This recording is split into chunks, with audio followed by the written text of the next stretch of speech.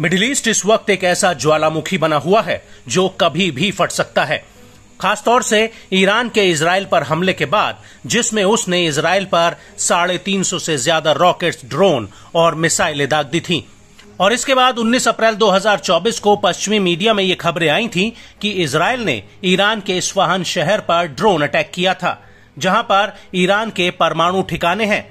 लेकिन ईरान के अनुसार इन हमलों को उसके एयर डिफेंस सिस्टम द्वारा इंटरसेप्ट कर लिया गया था। लेकिन इजराइल के इस हमले के बाद से ही ईरान और ज्यादा सतर्क हो गया है। वो अपने हथियारों के बेड़े को और मजबूत करने में लग गया है। और इसी क्रम में अब ईरान को एक ऐसा हथियार मिलने जा रहा है जो पूरे मिडिल ईस्ट में इजराइल और अमेरिका के लिए एक बड़ा खतरा बन सकता है। दरअसल ईरानी सेना से जुड़े एक media house student news network यानी SNN ने 20 अप्रैल 2024 को खबर दी थी कि अगले हफ्ते ईरान को रूस से Su-35 लड़ाकू जेट्स मिल सकते हैं। और SNN की इस खबर के आधार पर ईरान के कई मीडिया हाउसेज ने ये खबर चलाई थी। हालांकि SNN ने खबर वायरल होने के बाद अपनी वेबसाइट से उसे डिलीट कर दिया था। वहीं ईरान ने आधिकारिक रूप से इस रिपोर्ट को खारिज कर दिया था। इससे पहले ईरान ने जनवरी 2023 में इन फाइटर जेट्स की डिलीवरी की बात कही थी। लेकिन अगर ये बात सच साबित होती है तो इजराइल के साथ उसके तनाव में ये बहुत बड़ा टर्निंग पॉइंट होगा। हालांकि अभी तक ये साफ नहीं हुआ है कि रूस इजराइल को कितने Su-35 फ्लैंकर जेट्स देगा, लेकिन माना जा रहा है कि ईरान को कुल 24 Su-35 जेट्स मिल सकते हैं।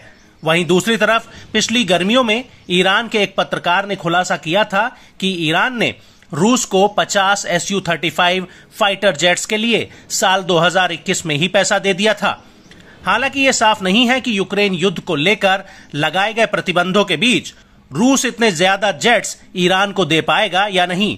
आपको बता दें कि पिछले शनिवार को ईरानी मीडिया ने कुवैत के अरबी अल जरीदा न्यूज़पेपर का अपनी रिपोर्ट में हवाला दिया था, जिसमें दावा किया गया था कि ईरान को पिछले साल ही सुखोई 35 जेट्स मिल चुके हैं, लेकिन रूस ने उनके अन्य उपकरण ईरान को नहीं दिए थे, जिसकी वजह से उनका इस्तेमाल नहीं किया जा रहा है।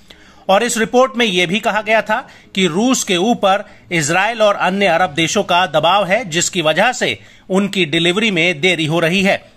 हालांकि अल जरीदा के दावों का कोई वीडियो, फोटोग्राफ या सैटेलाइट इमेज सबूत के तौर पर नहीं मिला है। हालांकि 2023 में सैटेलाइट से ली गई एक तस्वीर में ईरान के अंडरग्राउंड एयरबेस के बाहर Su-35 जेट्स का एक नमूना जरूर खड़ा हुआ दिखा था। और नवंबर 2023 में ईरान ने ऐलान किया था कि रूस के साथ उसकी Su-35 जेट्स की डील अंतिम रूप ले चुकी है।